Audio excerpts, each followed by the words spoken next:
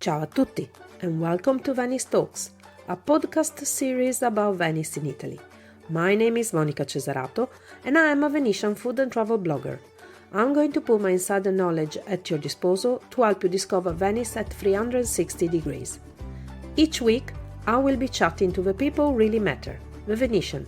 So follow me on the discovery of its artisans, writers, fashion designers, artists, glassmakers, bloggers, and much, much more. Come to visit Venice the right and sustainable way. You can find me on my blog www.monicacesarato.com and also on all social media. Enjoy the episode. Welcome back to Venice Talks, episode number 41. Welcome back to Venice Talks. As I mentioned in my previous episodes, unfortunately it is summer, so it's getting a bit hard for me to interview people, and I hope for autumn, so when September comes along, we'll be able to get more people to talk to me. So another episode where I'll be talking all by myself, and since my main core is food, today we'll talk about food. First of all, I just wanted to announce everybody that finally the book Andar Per Bacari, my book dedicated to cicchetti, the very famous Venetian Lidl snacks, is now available in an English version. It's available on Amazon or directly from my publisher called Editoriale Programma, where you can actually order a signed copy as long as you mention it on the notes when placing the order. Or if you find it difficult to find it on Amazon, or if you find it difficult to get it from the publisher, you're more than welcome to send me an email. I do have some copies here with me, and obviously we're gonna have to work out on the cost of the shipping and everything. But I will be able, as long as I have some, to be able to send them to you. What is the book about? Well, the book was born about 10 years ago, and I finally managed to get it published last year.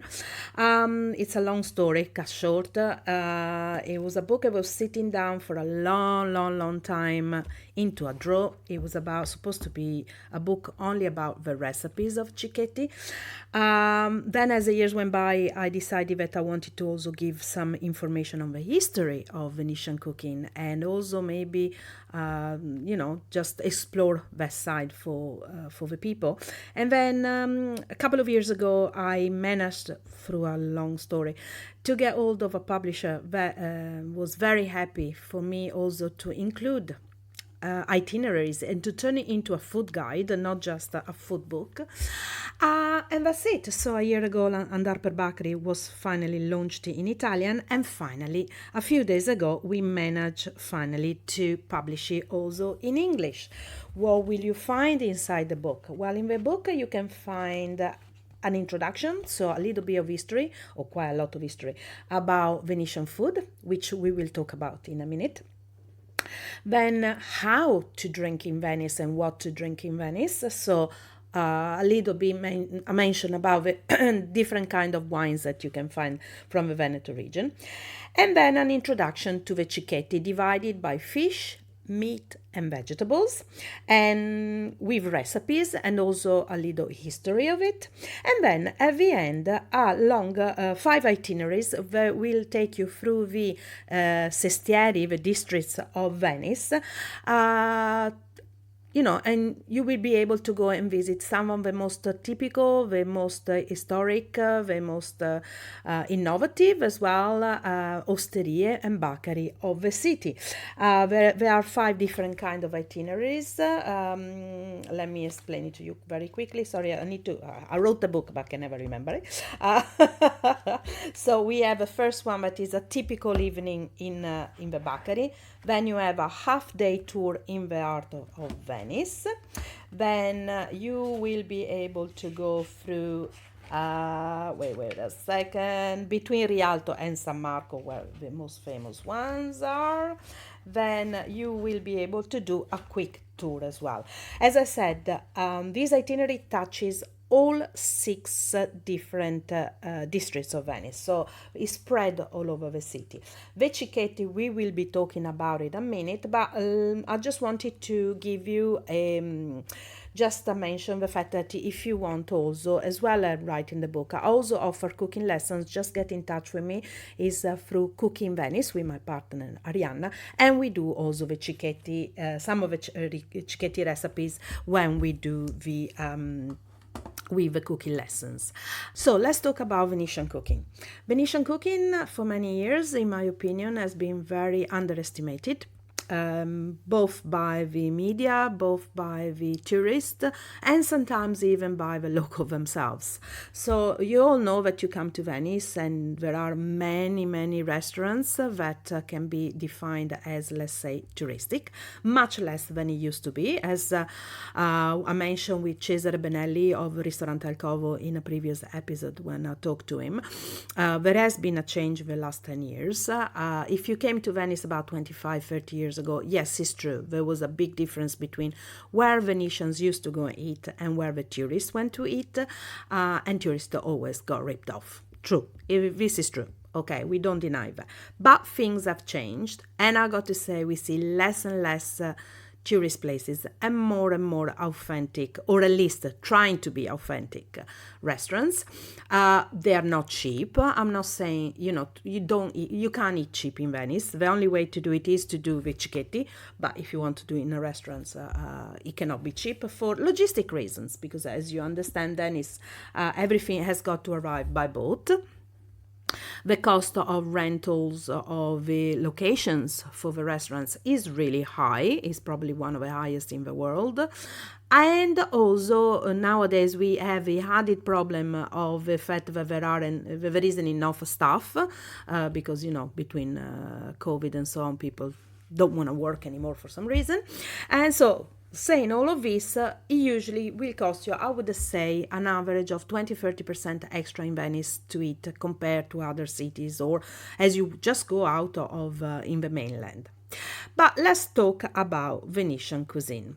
What's Venetian cuisine all about? Well, first of all, it's about fish, it's about fresh vegetables, and some meat as well, but mainly is about freshness. That's all it is. The main ingredients must be fresh, and then you have some other side ingredients like herbs, a little bit of spices, but not too many, that will enhance the flavor of the dish. The Republic of Venice became a great commercial power in the past.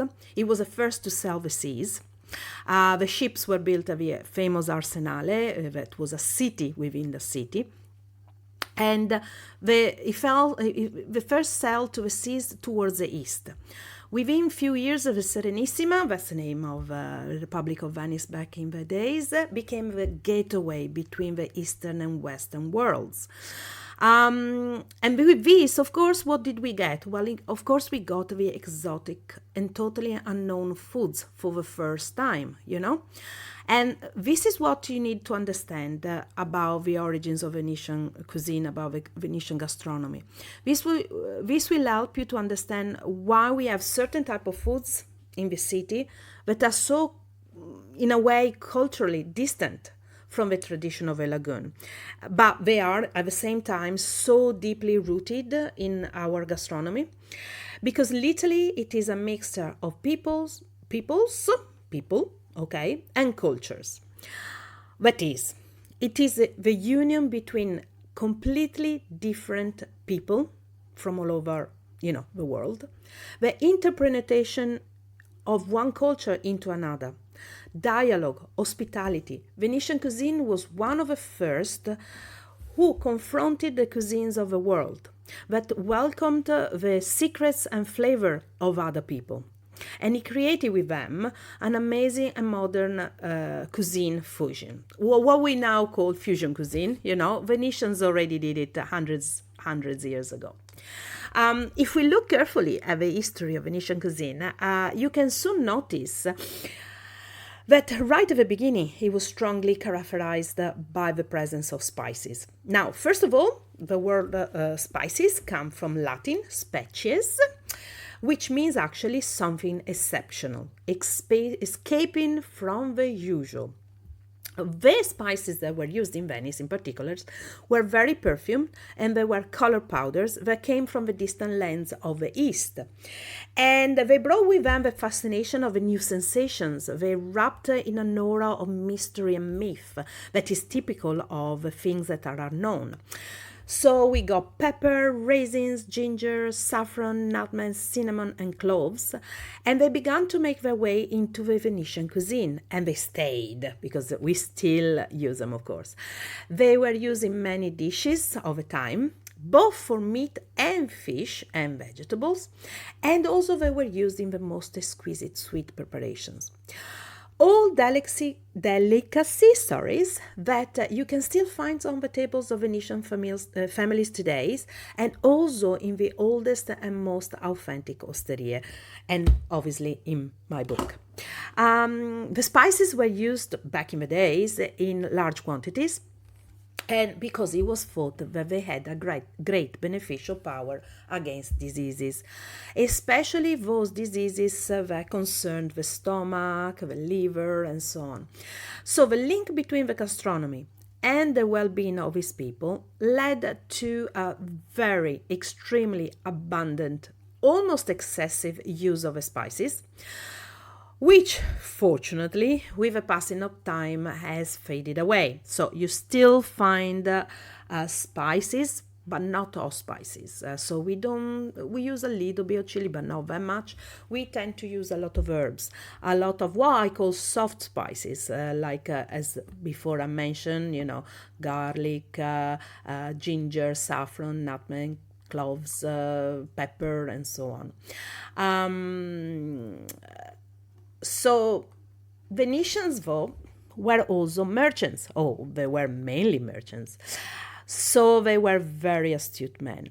And they immediately understood the particularity of spices, the fact that their exotic origin, the high cost could transform them into a status symbol.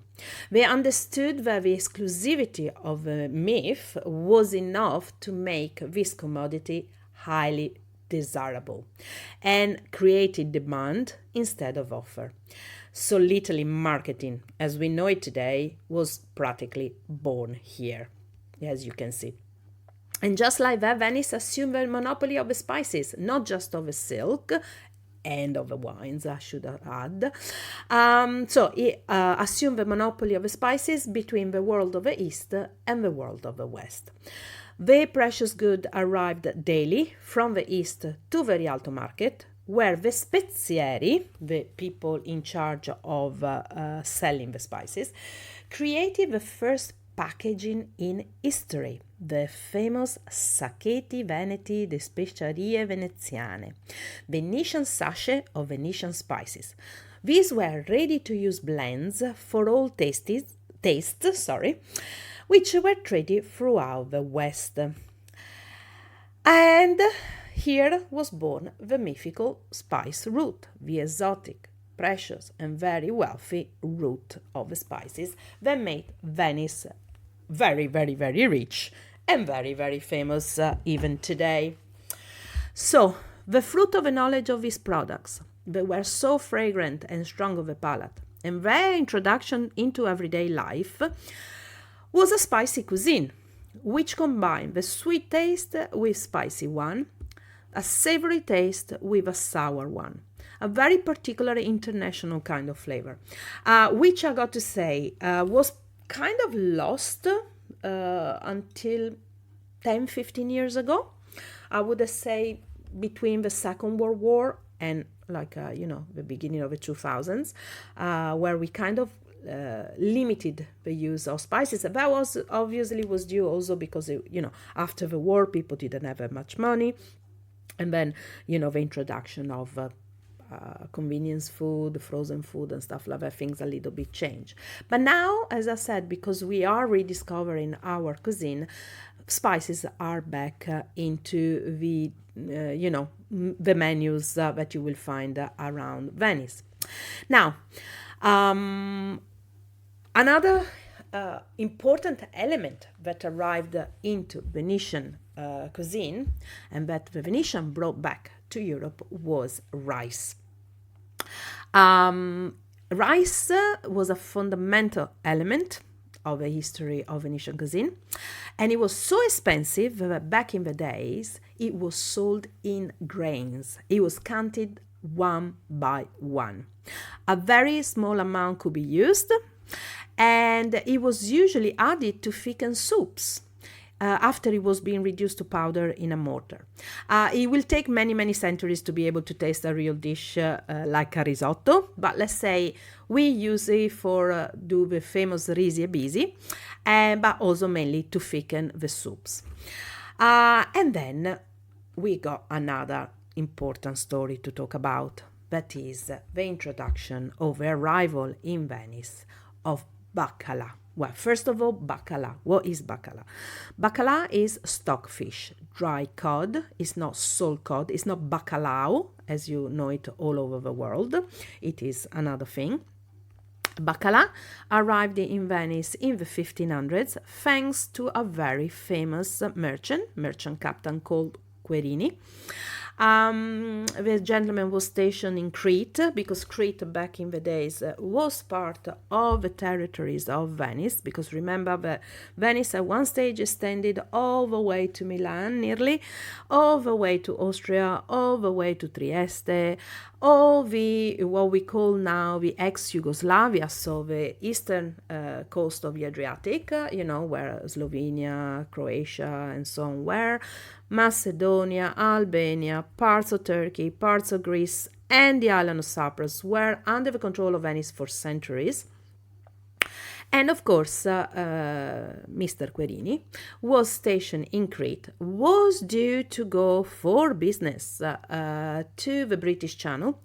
But once he got there, unfortunately, his ship was in a very great state, got caught in a storm, shipwrecked, and him and some of his crew managed to grab onto some rafts, got dragged for a couple of weeks around by the currents, and eventually ended up in Lofoten on the island of Rost in Norway.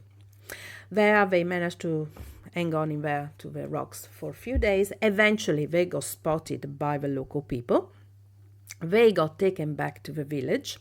They got fed, Norwegian people, very, very lovely people, very friendly. So everything they had, they share with them. Sometimes people say they even shared their wives. So very happy sailors, I would have thought. While he was there, the captain noticed the way that the local islanders used to preserve the fish. They used to catch a cod, put it on sticks, and expose it to the sun for 6 months. Once he saw it, the captain quickly understood,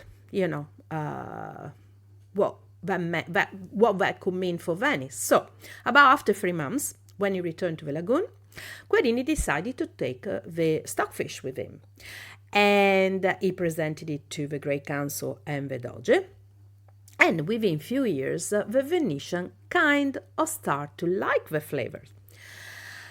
Eventually, as the years went by, and they will be, more and more introduced into the daily cuisines of the Venetians, when the Council of Trent sanctioned abstinence from meat for 200 days, the use of stockfish went sky high because, of course, you had access to fish all the time. So it was perfect to be consumed both on Wednesdays and on Fridays.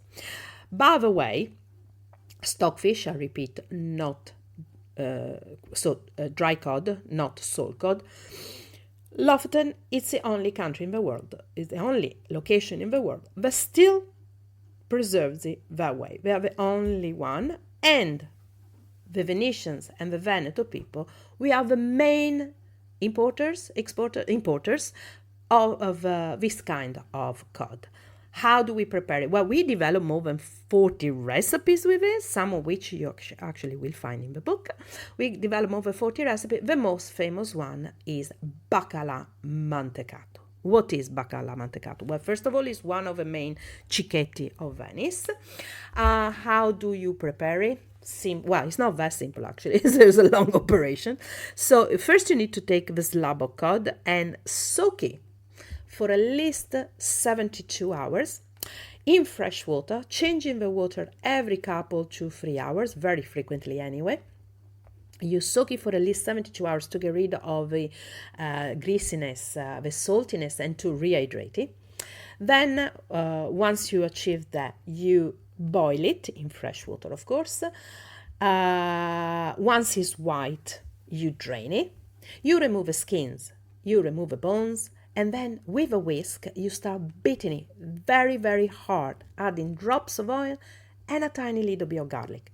And you do that for nearly an hour and a half until it turns into a very creamy, delicious mousse-like kind of texture, like a cream, okay? And you slap it on top of a lot of grilled polenta slices. Now, in Venice, of course, we didn't just have the cod, we didn't just have the rice, we didn't just have the spices, but Venice also had an extraordinary territory that offered products of excellence. And it was in the 16th century, so very late, when the merchants stopped filling the holds of the merchant ships and the Venetians turned their interest towards the mainland. They reclaimed the land and they invested in the agriculture. They revolutionized the territory and the gastronomy. The lagoon lands of Cavallino, Malamocco, Pellestrina, Lido, the island of Torcello and Sant'Erasmo were populated with vegetable gardens and vineyards. They were basking in the sea breeze, they were kissed by the warm sun, and of course they offered extraordinary products. Like what? Well, for example, from Sant'Erasmo we had the famous violet artichokes, which we call castraure, the vegetable base that usually prepared in stews we see in all the Venetian markets. The land was rich in wild herbs, one of which is called boragine and is actually very good fried. You had bruscandoli, they are hop shoots that we use in many preparations, but mainly for soups and risotto. Of course, asparagus, yellow pumpkins, tasty radicchio, white and round onions that we use practically in every preparation in Venice. Peas, sweet little peas, beans, green, brown, all sorts of beans.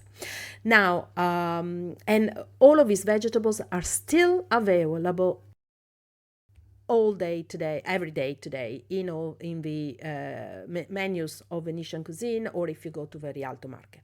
Now, another great introduction into the Venetian lagoon cuisine was polenta, that of course was brought over thanks to the Spanish when they went to the Americas, and it was introduced as an accompaniment to very complex dishes because of this particular blandness. Okay, it kind of balanced out the strong flavors.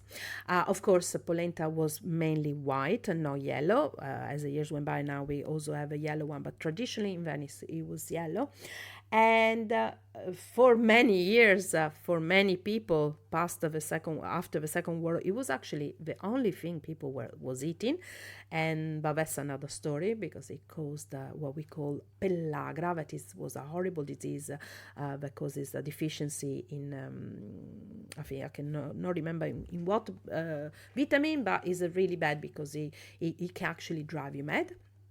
It causes you to have hallucination and so on. So it's very, very important. You can actually find out this if you go and visit the island of San Servolo in their museum of the mental health museum. You will see the story of this.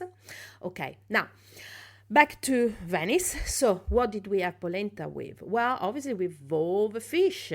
And what fish do we have in Venice? Well, we have sardines. We have clams that we call peverasse. We have mussels that we call peocci. We have scallops. We have oysters. We have skie, that little tiny prawns that you eat in a single bite. We have a goby fish that we call go, which we make a fantastic risotto on Vialano Burano, sorry, Burano. And also the now worldwide famous moeke, the small crabs, that that you eat deep fried and are very expensive, and you can only eat them twice a year, during spring and during autumn. But what should you eat when you arrive in the city? What do I recommend? Okay, so nowadays the cuisine, as I explained before, has changed. Is not We don't use so many spices. We tend to use a lot of herbs like parsley, like sage, like thyme, a little bit of basil, rosemary, a lot of rosemary.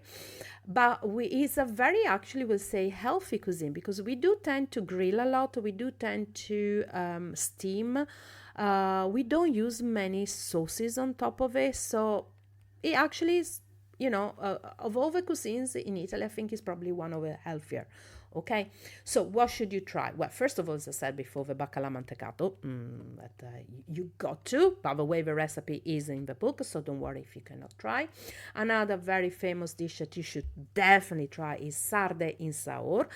Saor comes from the Venetian Saor, that means flavor, and it used to be the way the Venetian used to use to preserve the food, not just fish like the sardines, because sardine Saor means sardines in sweet and savor, let's say, sweet and sour, but it was also used for meat and vegetables. What's the basic recipe? Well, whichever ingredient you want to preserve, let's say the sardines, you take it, you dip it in flour, then you fry it, put it on a side, take double the amount in weights of white onions, slice them very, very thinly, and then you braise it with olive oil, white wine vinegar, and white wine. And you do that for about an hour and a half, until the onions caramelize, but without turning brown. They got to remain white, so you do it very, very, very slowly. Once this is achieved, what you take is you take your ingredient, you put it on a dish, you cover it with onions, then another layer of ingredient, then another layer of onion, until you finish with a lot of onions, and you put the dish in the fridge for 48 hours. What happens with the sardines is the onions draw out completely the greasiness and the heaviness and the fishiness of the sardines, and turns it into a very mild dish. Now, this preparation was also used by the fishermen on boats because, of course, they had a lack of vitamin C. The onions, they suffer from scurvy. So the onions gave the vitamin C, and the vinegar and the wine killed the bacteria. Another lovely dish that is not always available, but if you can find it, it's really, really nice, is risi e bisi, that is rice and peas. That is a mix between a soup and a risotto. It's neither. As I repeat, is a mix. So you cannot describe it as a soup, but you cannot even describe it as a risotto. And it was a pride and joy of every good Venetian housewife. It was, back in the days, the Venetian dish par excellence. It was served during the banquets that was given by the Doge, and today is a dish for the feast of San Marco. Another beautiful dish, and this definitely you will find in every restaurant, is bigoli in salsa. A very easy dish, okay, if you like fish. Again, the recipe is in the book, I think. Yeah. So bigoli in salsa, how do you prepare that? Simple. You take just some salted preserved anchovies. You fry them very quickly. Well, first of all, you fry some onions that you have chopped very, very finely with some oil.